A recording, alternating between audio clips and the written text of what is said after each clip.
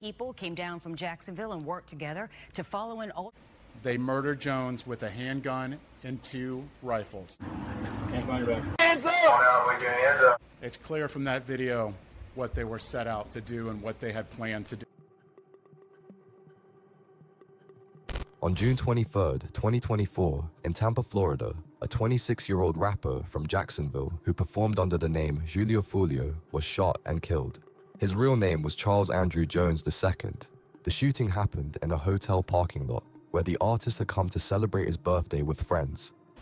A little more than a month ago, a group of individuals with the goal of premeditated murder. Investigators say the killing was an act of revenge in a gang war that, by that point, had already been raging for more than a decade. By the time he died, Jones had racked up millions of streams and hundreds of thousands of social media followers. In this investigation, we're going to break down how reputation, money, and old grudges collided into one of the most notorious criminal cases the American rap industry has seen in years. Charles Andrew Jones II was born June 21, 1998, in Jacksonville, Florida. He grew up in Moncrief, a neighborhood with one of the city's highest rates of street crime. In 2011, when Charles was 12, his father was shot and killed. The circumstances of that killing aren't directly connected to the case we're covering here, but it's the loss that marks the start of the rest of his story. By his teenage years, Jones was already tied to 6 Block, a set within the larger KTA gang, short for Kill Them All. It was never a secret. Jones talked about it openly, in interviews, in his lyrics, and on social media. In the early morning hours of Sunday, June 23rd, Jacksonville rapper Charles Jones arrived at Teaser's Gentlemen's Club in Tampa for a paid performance. He launched his music career under the name Julio Foolio in the mid-2010s, with no label behind him, building his following through the internet, the way a lot of independent artists on that scene did. One of his first real breaks came with a feature on Bridge This Gap by local rapper Natalak, released in February 2018. That same year, his own singles Crooks and Voodoo pulled in millions of views on social media, followed by Coming Up, which went viral and gave Jones his first taste of fame outside Jacksonville. On April 15, 2019, he dropped the mixtape Never Wanted Fame, featuring the single Voodoo. In 2022 came his debut studio album, Life of Me. By the time he died, Jones was an independent artist pulling in around 1.7 million monthly listeners on Spotify and closing in on 1 million Instagram followers. His lyrics centered on street violence, losing people close to him, and revenge against enemies, the same material his own life was made of. A big part of his reputation in the industry came from that direct line between what he rapped about and what was actually happening in his life. A defining trait of a generation of drill rap, a genre that grew straight out of street conflicts in cities across the country. There's a separate thread running through his story, the one that ends up defining everything. In 2017, Jones's 18-year-old cousin, Zion Malik Brown, was shot and killed. That's considered the starting point of the long-running war between 6 Block and the allied gangs ATK and 1200. In 2018, there was a retaliatory shooting. Rapper Youngin Ace was wounded and his brother and 2 friends were killed. Afterward, Jones posted offensive content on social media about the men who died on the other side. In 2021, Youngin Ace released the diss track Who I Smoke, aimed at Jones's fallen allies. Jones fired back with When I See You, a remix of Fantasia's When I See You.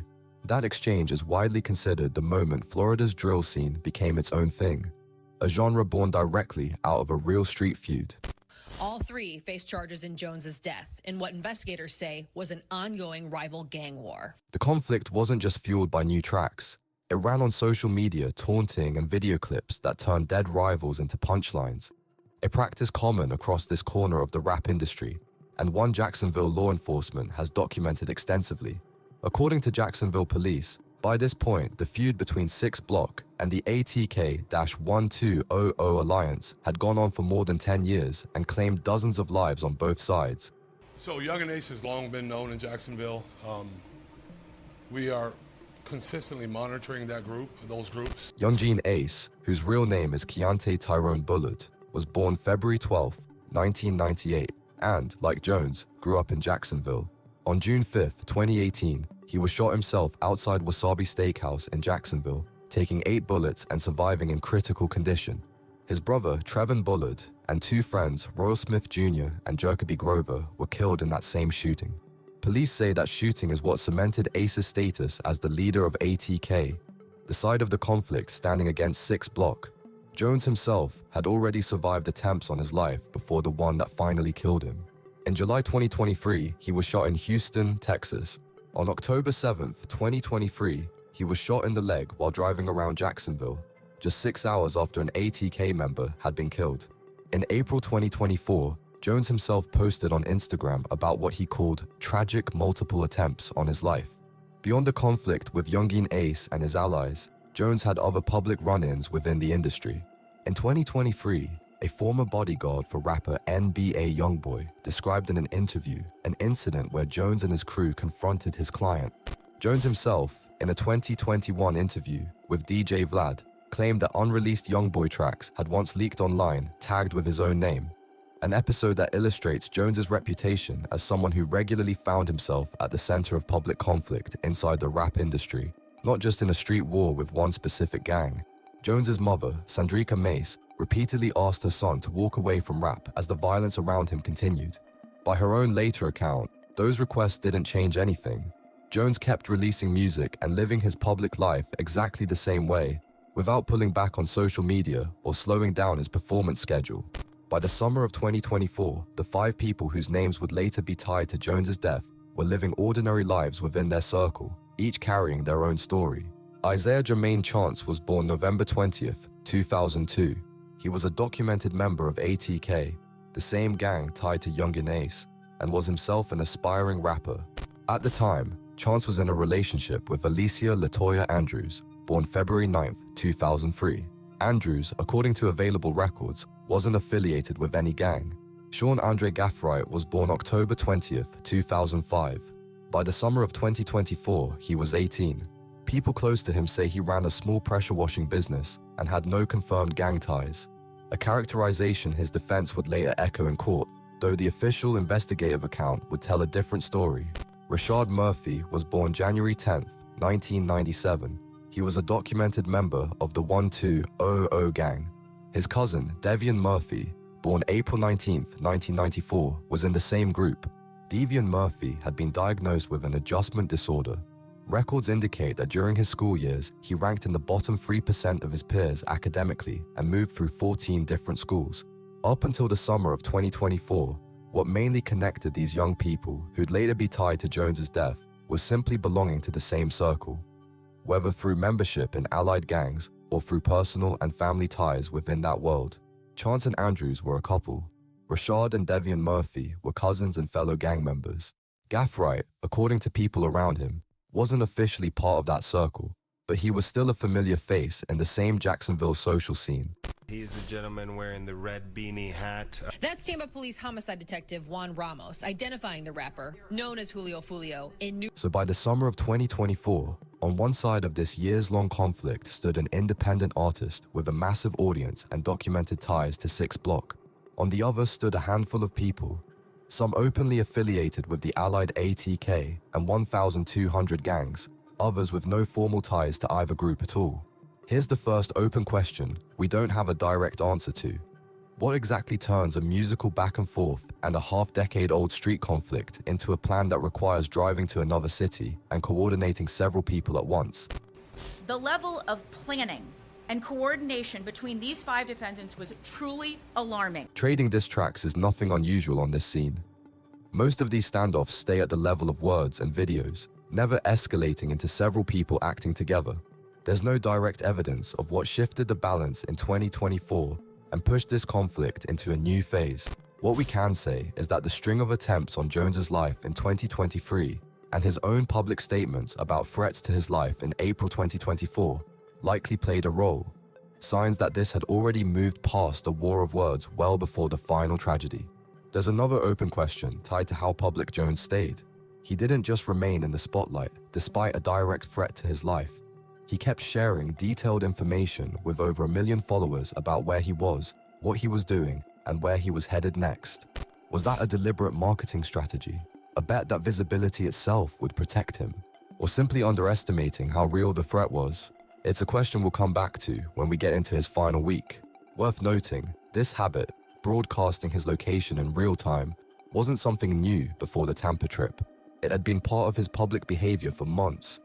After leaving Teasers, the rapper went down the street to Truth 18 nightclub for an after party, posting on social media in live time. On June 14, 2024, Jones posted flyers on Instagram announcing his upcoming trip to Tampa to celebrate his birthday. Seen by 1.1 million followers. Before we keep going, if this story's got you hooked, hit that like button. It tells us stories like this one need to be told. Subscribe so you don't miss the next investigation, and drop a comment. What do you make of this case so far? Now, let's get back into it. On June 21st, 2024, Alicia Andrews booked a house on a short-term rental platform in the Tampa area. The next day, June 22nd, the same property was booked a second time, this time by Rashad Murphy, who used his own ID. At 3:54 a.m. on June 22nd, a payment of $361.16 for the rental went through on a banking app linked to Isaiah Chance's account. That same day, June 22nd, all five, Chance, Andrews, Gaffright, and the Murphy brothers, drove from Jacksonville to Tampa in two vehicles, a silver Chevrolet Cruze sedan and a black Chevrolet Impala SUV that belonged to Gaffright. The two cities sit about 150 miles apart, roughly a 2.5-hour drive. According to the schedule Jones had already posted, the pool party was set for June 21st, and the celebration at Teasers Club was set for June 22nd, running from 8 p.m. to 3 a.m. That schedule appears to be exactly what the people tracking his movements were working off of. Charles Jones was already in Tampa by then. He'd arrived a few days earlier to celebrate his birthday with friends and colleagues from the music industry. The pool party at the rental was shut down by police after the homeowner called it in over too many guests. That night, Jones posted on Instagram that police had asked him and his group to leave the property and that the party was moving somewhere else. After that, Jones and his group relocated to the hotel district near the University of South Florida, an area lined with major hotel chains along the main roads. Overnight, from June 22nd into June 23rd, Jones and the people with him hit at least two clubs, Teasers and Truth 18, both in the same part of Tampa as the hotel where the shooting would later happen. The whole time, Chance and Andrews were tailing him in the Cruze. The pattern repeated at every stop. Chance and Andrews would get out near the entrance. Chance would make a phone call, and shortly after, the black Impala carrying the other three would pull up to the same spot. Surveillance video from outside that club shows how two suspect vehicles continued to follow Jones, just as they did at Teasers, and eventually. For hours, both cars moved through the city in sync, following the victim, without Jones or anyone around him noticing a thing. The role split between the two vehicles held steady all night, based on what's known. The Cruze, with Chance and Andrews, handled tracking and pinpointing the victim's location, while the Impala, with the remaining three, hung back and only showed up once it got the signal. Whether this setup was planned in advance or came together on the fly over the course of the night isn't something the public record can answer.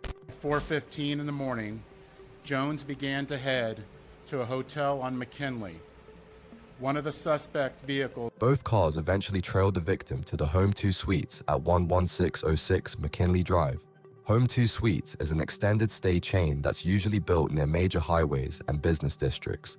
This particular location sits close to the University of South Florida campus, near several other hotels of the same type. It looks like Jones was trying to get a room there after the pool party got shut down. According to case records, Jones had at least 3 friends with him at this point. He left the hotel with them and was getting into his car when the shooting started. The attack happened early Sunday morning, June 23rd. Around 4:38 a.m., 3 men, Gaffright and both Murphy brothers, got out of the black Impala and moved toward the vehicles carrying Jones and the people with him. One of them was carrying a Glock with an extended magazine. Some accounts that surfaced later suggested the weapon may have been modified to fire automatically, though that's never been confirmed in the public record. The other 2 were carrying AR-style semi-automatic rifles fitted with brass catchers, devices designed to collect spent shell casings as the gun fires, so they don't hit the ground and get left behind as evidence. The attack was caught on the hotel's security cameras. The footage shows the shooters getting out of the car and opening fire on the vehicles tied to Jones and his group. Their faces were covered by masks throughout. Investigators say gunfire tore through the windshield of Jones's car. He was in the passenger seat, not behind the wheel, when it happened. The bullet that killed him passed through his heart, his lungs, and his aorta. And they are shooting at Charles now, and you can see that he's the passenger in that car that's moving and trying to flee. He died right there, inside his own Dodge Charger. It looks like there were at least 2 vehicles tied to Jones and his group in that parking lot when the shooting started. The Charger and at least 1 other car. That's why the number of people wounded ended up higher than the number of people actually inside the victim's vehicle. At least 3 more people nearby were hit by gunfire. One of them, Javier Edwards, suffered serious injuries and was later photographed bandaged up at Tampa General Hospital. Another victim, Gino Norris, was also taken to Tampa General, and his condition was documented by police afterward. A woman who was shot in the arm was too shaken by the time officers arrived to give a full statement. One of the responding officers later headed to Advent Health to check on the wounded. There, he ran into a man named Typha McRae, who was carrying a gun. McRae handed the weapon over voluntarily and pointed officers to the car he'd arrived in, a vehicle that was later seized and processed by forensics. Investigators recovered 31 spent 9mm shell casings at the scene, a number that says a lot about just how much gunfire went off in a matter of seconds. Even with brass catches on 2 of the weapons, not every casing got caught. Some rounds appear to have come from a gun without one, or the catches simply didn't do their job all the way. Crime scene investigators spent the following hours taking a total of 918 photographs of the hotel rooms, the surrounding buildings, and the damaged cars, documenting bullet holes and impact marks on multiple vehicles and collecting shell casings for analysis. One more damaged vehicle was processed separately, a black Nissan sedan, later found abandoned in a residential complex on Gates Drive. Investigators documented multiple bullet holes, shattered windows, and other impact damage on the car, along with what looked like blood inside. It appears someone, either one of the wounded or someone in Jones' group, left the scene in that car before ditching it elsewhere in the city. Who was actually driving it and where they went isn't something the official record spells out. The 911 call came in around 4:40 a.m. Multiple Tampa police units and EMS crews responded. The area around the hotel was sealed off for forensic work. By the time police got there, Charles Jones was already dead. The wounded were rushed to Tampa hospitals by ambulance. From the start of the evening at Teasers at 8 p.m. on June 22nd to the moment of the attack around 4:38 the next morning, roughly 8.5 hours of continuous tailing had gone by. Of the 5 people who made the trip to Tampa that night, 3 took part directly in the shooting: Gaffright and the Murphy brothers. Chance and Andrews stayed in the role of lookouts the entire night and, based on what's known, never left the cruise during the attack itself. Right now, it's still unknown whether even one warning shot was fired, or whether the shooters went straight for the kill. The exact order in which the 3 men fired, and who pulled the trigger first, is also unknown. It's not clear whether any of the friends with Jones that night had any idea a threat was coming, or whether anyone tried to warn him in those final minutes. The official case record doesn't spell out the answers here. After the shooting, the group went back to the rental house where they'd been staying earlier that day, then split up. Chance Andrews and Rashad Murphy left for Jacksonville in a rideshare. License plate readers caught Davian Murphy leaving Tampa behind the wheel of the Silver Cruise and Gaffright driving the black Impala. 20 minutes after Jones died, Rashad Murphy posted laughing emojis on social media. 4 hours later, he was scrolling through the dead man's Instagram. In the days that followed, he put up several posts that would later be described as celebratory, including a photo of Tom Brady and Bill Belichick after a Super Bowl win, captioned, "Hate me kindly." The day after the murder, the Jacksonville sheriff publicly warned that the killing could trigger retaliation between the feuding gangs and said his department would be watching the situation closely to prevent more bloodshed. On July 29, 2024, Tampa Police Chief Lee Burkor, Jacksonville Sheriff T.K. Waters, and Hillsborough State Attorney Susie Lopez held a joint press conference announcing that 3 of the 5 suspects had been arrested 2 days earlier. At the same press conference, officials said both Murphy brothers had been identified but were still at large. Burkor said Jones had repeatedly posted his location on social media throughout the night and that investigators were able to track the suspects from location to location using surveillance footage. This shows what these people were willing to do to carry out this murder, Burkor said. Detectives used footage from the scene, license plate readers, and phone logs to identify 2 vehicles and link them back to the suspects. The case was built by cross-referencing the suspect's cell phone data, surveillance footage from the hotel and nearby venues, and location data pulled from various digital services. One unexpected source of evidence came from the onboard camera system of a Tesla parked nearby, Sentry Mode, which records everything happening around the car, even when the owner isn't there and the engine's off. Automatic license plate reader systems, mounted on road cameras and patrol cars, played a role right from the first hours after the murder, catching both group vehicles as they left Tampa. That system connected Devian Murphy and Gaffright to their cars before either man had even been identified by name. Ballistics analysis linked Gaffright's car to an earlier attempt on Jones's life back in October 2023 and to a separate murder from 2022. Investigators determined the same weapon was used in all three incidents. That discovery became one of the key threads tying Gaffright to earlier violence in this feud, well before his role in Jones's murder came into focus.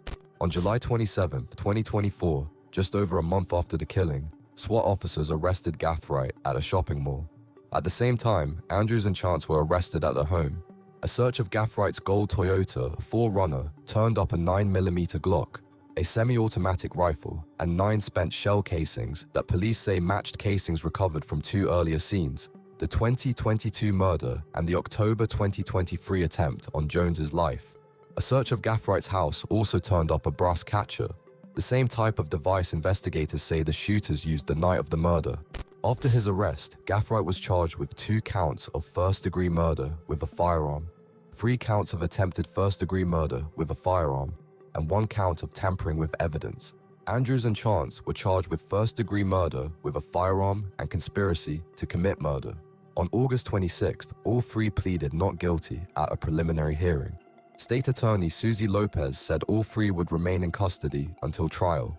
Rashad Murphy was arrested July 30th after a lengthy standoff with SWAT at a Jacksonville apartment complex.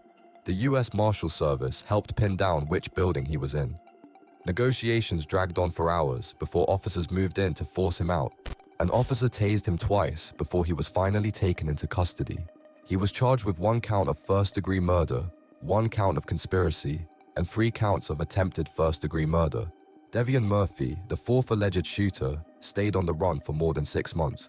During that time, he never surfaced at any address law enforcement knew about, and his whereabouts remained a mystery until early January 2025. There are no official details in public sources about where exactly he was hiding, or how he managed to dodge capture for so long under that much scrutiny. It's possible he kept moving and avoided using his own ID, bank cards, and, it seems, his personal social media. Unlike his cousin, whose online activity in the hours after the murder became one of the case's early leads. That speculation, though, meant to explain the length of the manhunt, not a confirmed account of what he actually did. After his arrest, Murphy was questioned and booked into the Duval County Jail, then transferred a few days later to the Hillsborough County Jail to face proceedings in Tampa. Mark Romano, Director of Investigations for the Jacksonville Sheriff's Office, said at the time, "This arrest underscores our persistence in solving this murder. While it took time, our office and our partners worked every day to hold these people accountable." 10 days after his arrest, a judge denied Murphy bail. Like his cousin, he was charged with 1 count of first-degree murder, 1 count of conspiracy, and 3 counts of attempted first-degree murder. In November 2024, before Devian Murphy had even been caught, Rashad Murphy's attorney filed a motion asking for a forensic neuropsychologist to conduct a full evaluation of his client. If approved, that evaluation would include an extended clinical interview, psychological testing, and a review of Murphy's school, medical, and employment records. The motion itself suggests the defense was weighing an insanity-based argument in a case prosecutors were treating as one where the death penalty was on the table. It announced Wednesday that they are considering the death penalty. Your final decision has not been made. It is going to be reviewed within the next. About 6.5 months passed between the murder and the arrest of the last of the 5 defendants. The case moved through clear phases. First, gathering digital and forensic evidence. Then, the arrest of 3 suspects within a single week in late July. Then, a manhunt lasting almost 6 months for the last of the 3 alleged shooters. It also remains unclear why nearly 5 months passed between Rashad Murphy's arrest and his cousin Devian's capture. Despite the 2 being in the same gang, close relatives, and, by all appearances, still in touch with each other after Tampa. The official record doesn't explain why that gap was so wide, especially since the same agencies were searching for both of them at the same time. Alicia Andrews was tried separately from the other 4 defendants. Her trial began in October 2025. She was charged with first-degree murder and conspiracy to commit murder.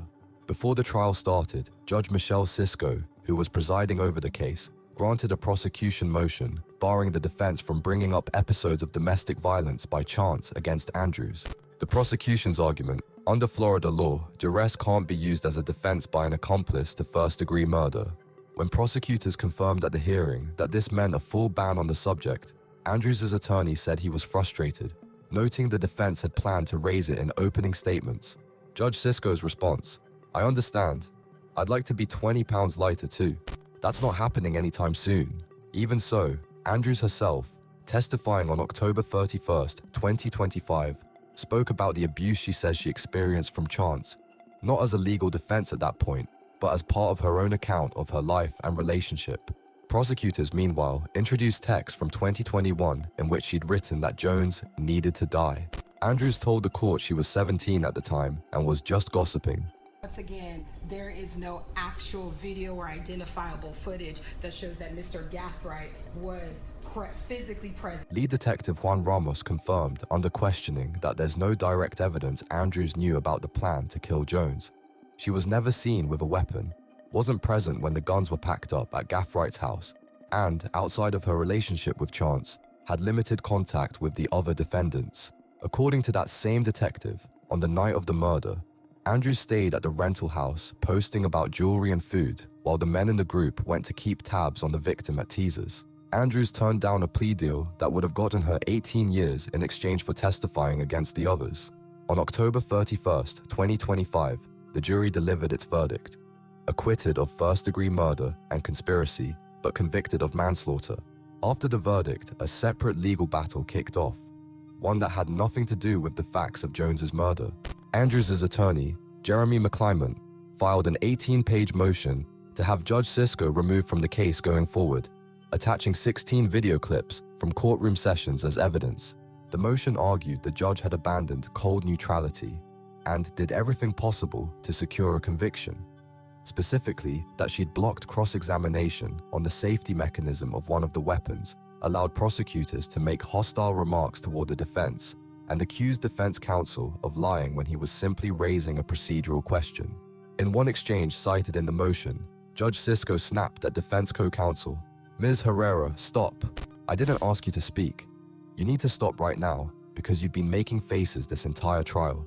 On January 27, 2026, Florida's appellate court granted the motion and ordered the chief judge of the state's 13th Judicial Circuit to immediately assign a new judge to the Andrews case. On May 11, 2026, Andrews' defense went further, asking the court to throw out the conviction entirely or grant a new trial, arguing Judge Cisco's bias may have swayed the jury. That motion was denied. On May 22, 2026, the new judge, Kimberly Fernandez, sentenced Andrews to 15 years. On her attorney's advice, Andrews stayed silent through the entire hearing. Witnesses say she was smiling.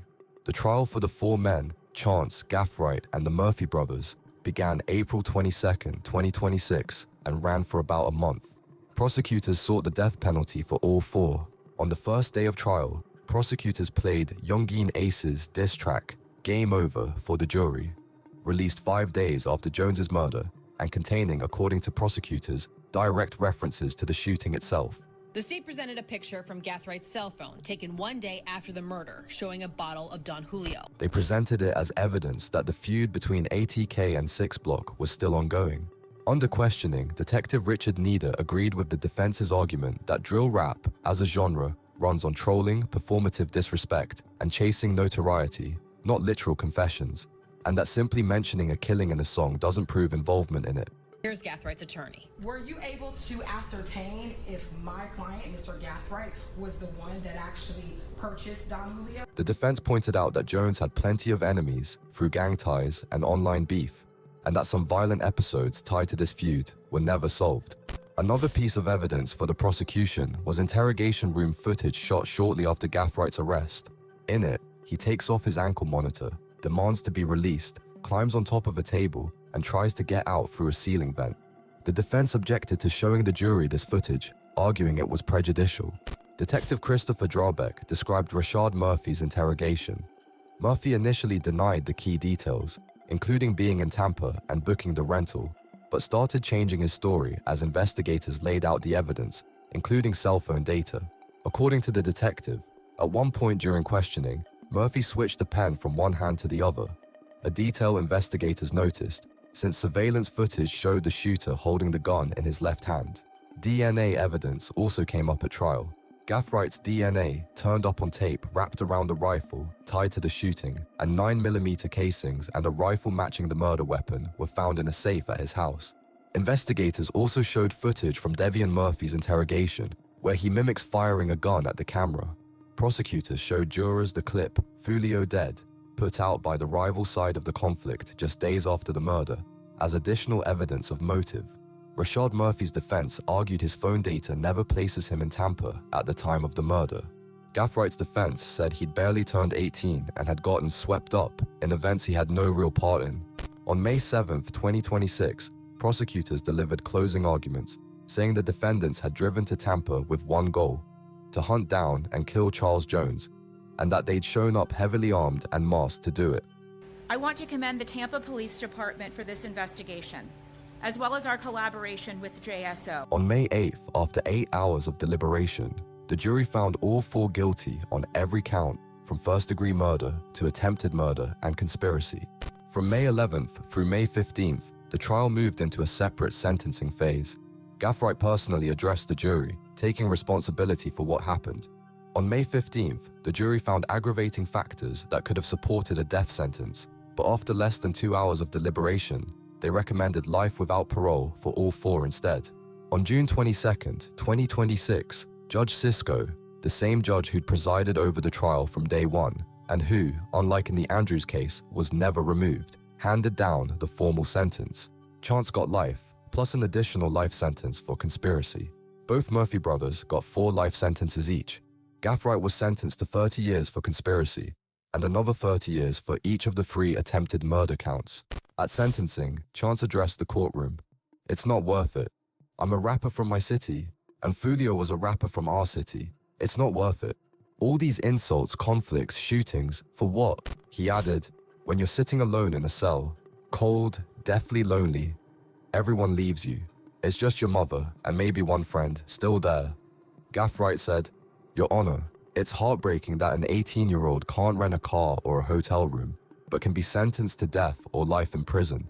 He said he hadn't come to court to argue anything, just to be a man and take responsibility. Devian Murphy, speaking directly to young people, said, "Change your life and do something with it, because in this situation, it's not worth it." Rashad Murphy said only, "I love everybody." Judge Sisko told the men, "Each of you still has a life of value, and going forward, the quality of your daily life is going to depend on the choices you make. I hope real change comes to the Jacksonville community." Prosecutor Susie Lopez said, "These defendants brought Jacksonville's gang war into Hillsborough County, and their violence ends here. These 4 men will spend the rest of their lives in a Florida state prison for decisions made in the early hours of a summer morning in 2024. Worth pointing out, the jury's decision to recommend life without parole instead of death came almost unanimously, and fast, in under 2 hours. Even though they just found aggravating factors that formally supported a much harsher sentence, what actually drove that outcome, the defendant's age, emotional statements during sentencing, or something else, the public record doesn't say. Today, all 4 men, Chance Gathwright and the Murphy brothers, are serving life without parole in Florida state prisons. All 4 had 30 days from sentencing to file an appeal. Devian Murphy has said since his sentencing that he continues to maintain his innocence. Alicia Andrews is serving 15 years. As her defense said, even before sentencing, she plans to appeal. When Jones's mother, Sandrika Mace, learned her son was dead, she posted a short message on Instagram. "R.I.P. son." She later said publicly, "We will get justice for Charles." When the last of the 5 defendants was finally arrested on January 6, 2025. Mace released a statement thanking police. "I'm grateful for the capture of the 5 people involved in the murder of my son, Charles Jones II. I never doubted that whoever was responsible would be found. I am endlessly grateful." At Andrews' sentencing hearing, Mace said, "My son was tracked, hunted, and ultimately killed. They could have turned back, but they went through with hunting my son down like a deer in the woods. My son's life mattered. He wasn't disposable. She also had sharp words for Andrew's attempt during trial to present herself as someone who didn't know what was happening. It's incredibly painful to hear Alicia Andrews present herself as someone who had no idea what was going on. After Jones died, his Instagram account, which by then had around 1.4 million followers, kept posting content hinting at demigod status and resurrection, themes that echoed his own earlier work. On August 5, 2024, in an interview with Say Cheese, Sandrika Mace confirmed she was now the one running the account after the password had previously belonged to someone else. Fans reacted in different ways. Some suspected his death had been faked. Others thought the account had been hacked for promotion. His alleged girlfriend wrote on X, "You took my boyfriend from me. I hate you, and I won't be the only one crying." His posthumous album, Resurrection, came out after his death. One of Gathwright's friends, unconnected to the other defendants, spoke up for him publicly after the arrest. "Sean wasn't a killer, bro. We used to hang out at his grandma's," he said, calling Gathwright just a regular kid. The case drew national attention as one of the most closely watched criminal trials in years tied to the rap world. Coverage came from Court TV, which live-streamed the proceedings around the clock, along with Fox 13, News 4 Jax, and other outlets. The victim's fame kept the story in the headlines. The prosecution's decision to play Who I Smoke, Game Over, and Foolio Dead as evidence sparked a broader debate in the press, one that went far beyond this one case. At what point does a diss track stop being a piece of music and start being treated by the courts as a murder motive? Some outlets pointed to Detective Nida's own testimony that drill rap as a genre is generally built on trolling and performative disrespect, not literal confession, and questioned how appropriate it really is to use song lyrics as evidence in a murder trial. After both trials wrapped up, Florida Governor Ron DeSantis signed a bill known as House Bill 729. It was authored by Jacksonville Republican Jessica Baker. The law modernized the state's gang statutes, allowing social media posts, online admissions, and what the bill calls gang language, slang, symbols, and terminology used in posts, captions, comments, and usernames to be used as evidence of gang membership. New criteria for establishing gang membership include at least 2 documented appearances alongside other gang members, an admission of membership from a spouse or partner, and posting content that directly or indirectly references gang activity. Gang membership on its own still isn't a crime. The law only allows this kind of digital evidence to enhance sentencing for a crime someone's already been convicted of. Signing the bill, DeSantis said it modernizes how law enforcement proves gang involvement, given how much of that activity has moved online. Of the 5 people involved, Gathwright remains the most complicated figure in this case, the only one of the men to get a formally capped 30-year sentence per count instead of life, the only one who cried when the guilty verdict came down, and the only one whose defense argued from the start that he had no confirmed gang ties. Unlike the other 4, whose gang affiliations were documented long before the murder. The legal status of Andrew's case is still contested. The jury cleared her of the most serious charges, first-degree murder and conspiracy, but convicted her of manslaughter, and her defense continues to argue that the judicial bias that eventually got the judge removed from the case played a decisive role in that verdict. The fact that all 5 people tied to Jones's murder were eventually found, arrested, and convicted is a rare kind of closure for a case that grew out of a gang war spanning years. But that war itself, the one running through this entire investigation, was never declared over by police or the courts. 5 sentences close out one murder. They don't close out the conflict that caused it. The Jacksonville community and the family Jones left behind don't remember him as a name in a court file. They remember him as a son, a friend, and an artist whose life ended at 26 in a parking lot in a city that wasn't his own. He didn't deserve to die that way. And unlike almost everything else about this case, that's the one thing nobody's arguing about. One last question, if you made it this far. When a gang war moves from the streets to the internet, where exactly is the line between bravado and a signed death sentence?